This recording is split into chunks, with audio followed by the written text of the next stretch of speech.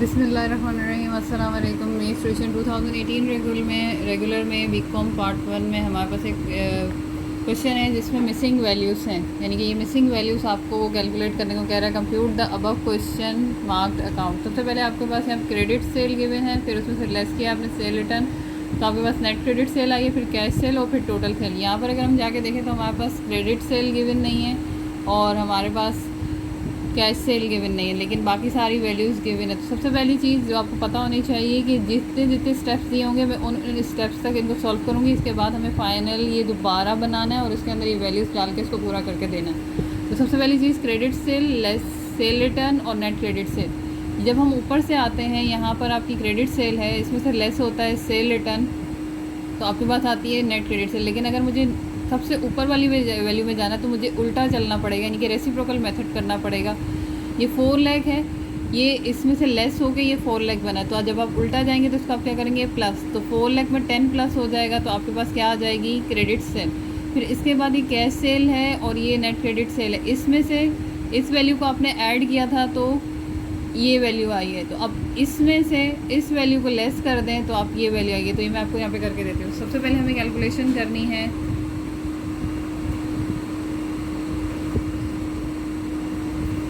Calculation for credit sales. तो credit sale आपको मैंने बताया कि आपको नेट क्रेडिट सेल गिवन है। नेट क्रेडिट सेल मेरे पास कितनी है 4 लाख। जब हम इसको रेगुलर फॉर्मेट से करते हैं तो हम यहाँ पे जो सेल होती है उसमें से इसको लेस करते हैं तो नेट सेल आती है। अब मैं यहाँ से जा रही हूँ तो मैं इसमें ऐड करूँगी sale return, add sale returns and allowance 10,000।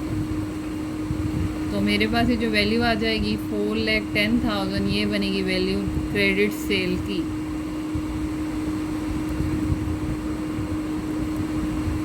तो दूसरी चीज़ मुझे मालूम करनी है वो है कैलकुलेशन फॉर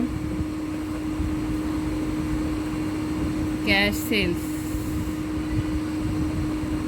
अब कैश सेल कैसे आती है कि क्रेडिट सेल में आप कैश सेल को प्लस कर दें, लेकिन यहाँ पे आपके पास टोटल सेल है।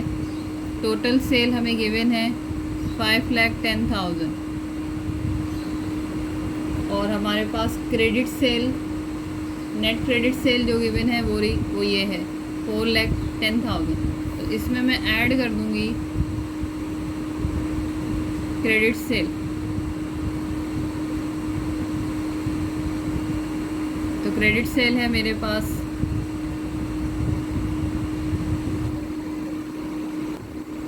कैश सेल में क्रेडिट सेल को प्लस करते हैं तो टोटल सेल आता है। मुझे टोटल कैश सेल मालूम करनी है तो टोटल सेल में से क्रेडिट सेल को मैं लेस करूंगी तो मेरे पास आ जाएगी कैश सेल, और क्रेडिट सेल है मेरे पास 4,10,000।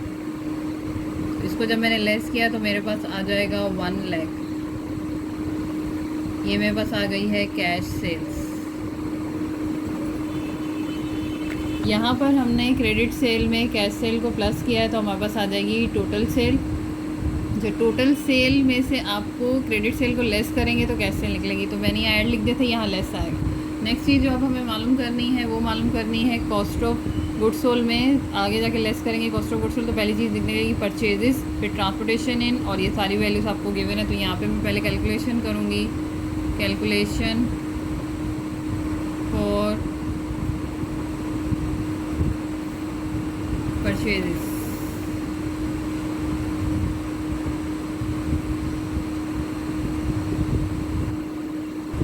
अब यहाँ पे नेक्स्ट चीज़ हमें कैलकुलेट करनी है परचेजेस, लेकिन उस पर जाने से पहले हमें चाहिए कॉस्ट ऑफ गुड्स सोल्ड। तो पहले मैं कैलकुलेट करूँगी calculation for cost of goods sold.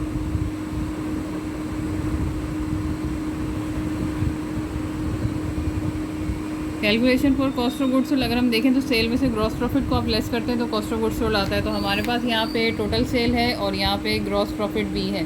तो मैं सेल में से ग्रॉस प्रॉफिट को लेस करूँगी तो मेरे पास आ जाएगा cost of goods sold. Sales हम टोटल लेंगे, हमारे पास टोटल सेल है 5,10,000, इसमें से लेस कर देंगे हम ग्रॉस प्रॉफिट। ग्रॉस प्रॉफिट हमारे पास सवाल में गिवन है 2,30,000।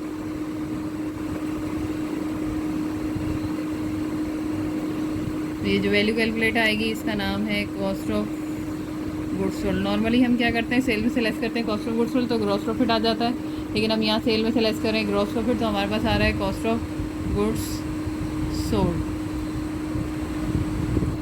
तो ये हमारे पास आ जाएगा 2,80,000।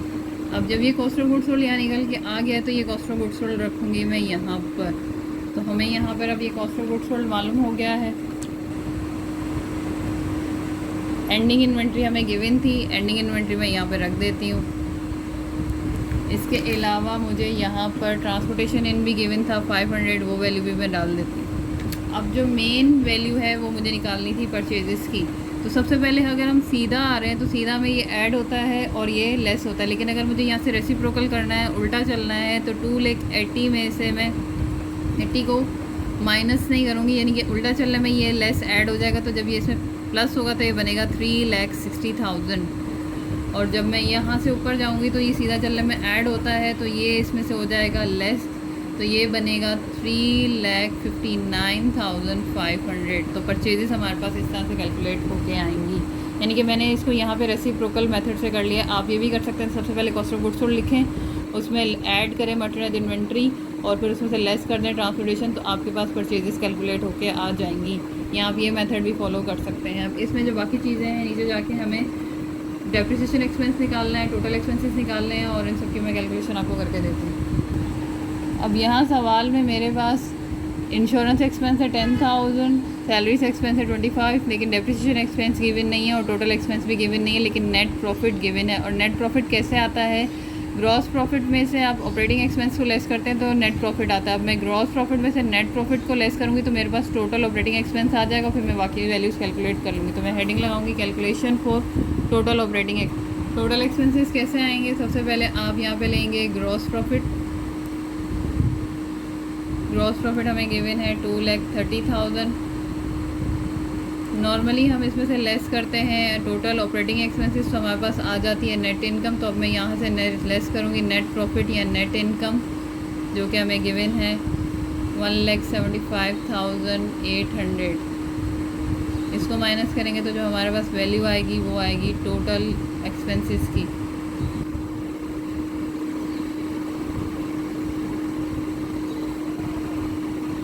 इसको हम सॉल्व करेंगे तो हमारा आंसर आ जाएगा 54,200। अब इसमें हमें दो एक्सपेंसेस गिवन है, इंश्योरेंस एक्सपेंस और सैलरीज एक्सपेंस, जबकि डेप्रिसिएशन एक्सपेंस की वैल्यू नहीं गिवन है। तो डेप्रिसिएशन एक्सपेंस की वैल्यू हमें निकालनी पड़ेगी। तो कैलकुलेशन फॉर डेप्रिसिएशन एक्सपेंस,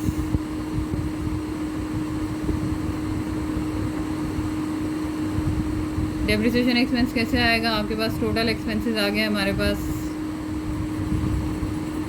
54,200। इसमें से लेस कर दें आप इंश्योरेंस एक्सपेंस, क्योंकि सीधा चलने में हमने ऐड किया होगा। अब हमें वैल्यू फाइंड आउट करनी है तो इसको लेस करेंगे तो 10,000। और सैलरीज एक्सपेंस की वैल्यू है हमारे पास 25,000।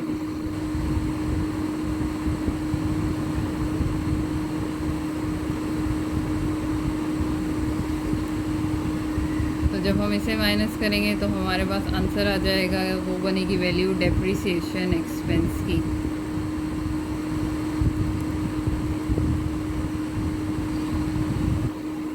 तो डेप्रिसिएशन एक्सपेंस की वैल्यू हमारे पास आ जाएगी 19,200। अब लास्ट में जो इसकी सिर्फ एक वैल्यू मालूम करने के लिए रह गई है वो है कमीशन इनकम। और यहाँ पे आपको नेट प्रॉफिट गिवन है और टोटल इनकम गिवन है। तो करना क्या है, सिंपल कि नेट प्रॉफिट में से आप कमीशन टोटल इनकम को माइनस कर दें तो वैल्यू जो निकल के आएगी वो आ जाएगी कमीशन इनकम की। तो हम यहाँ लिखेंगे कैलकुलेशन फॉर कमीशन इनकम।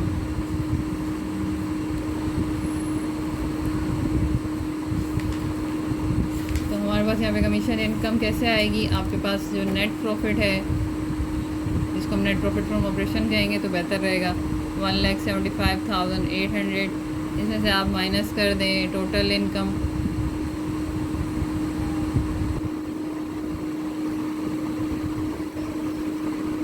जो कि है 1,85,000।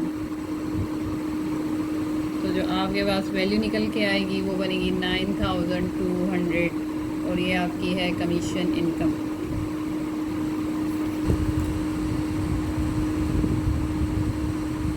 तो ये सारी मिसिंग वैल्यूज़ कैलकुलेट हो गई हैं। सिर्फ ये जो परचेजेस वाला है, अगर मैं आपको इसको रेसिप्रोकल मेथड से लिख के दूँ तो ये और एक्सप्लेन हो जाएगा और बेहतर होगा कि इसको रेसिप्रोकल मेथड से ही लिखें।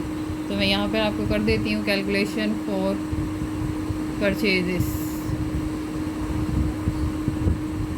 वहाँ पे मैंने आपको सीधे तरीके से करवाया था, लेकिन हमें इसे रेसिप्रोकल मेथड से लिखना है। तो सबसे पहली चीज़ जो हमें कैलकुलेट की थी वो थी कॉस्ट ऑफ गुड्स सोल्ड। उसको आप सबसे ऊपर लिखेंगे। कॉस्ट ऑफ गुड्स सोल्ड है हमारे पास 2,80,000। यहाँ से जब हम ऊपर की तरफ सीधा से आते हैं तो इसको लेस करते हैं। मैं ऊपर की तरफ जा रही हूँ तो ये मैं ऐड करूँगी। ऐड करेंगे मर्चेंडाइज इन्वेंट्री एंडिंग, जो कि है मेरे पास 80,000। इन दोनों को प्लस करेंगे तो आंसर आएगा 3,60,000। ये है cost of goods available for sale.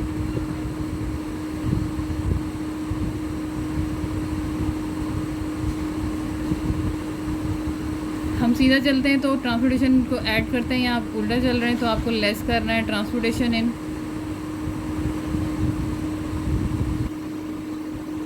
जो कि है 500। इसको जब हमने लेस किया था हमारे पास आंसर आ गया है 3,59,500 और ये आपकी वैल्यूज़ कैलकुलेट होके आई हैं परचेजेस की।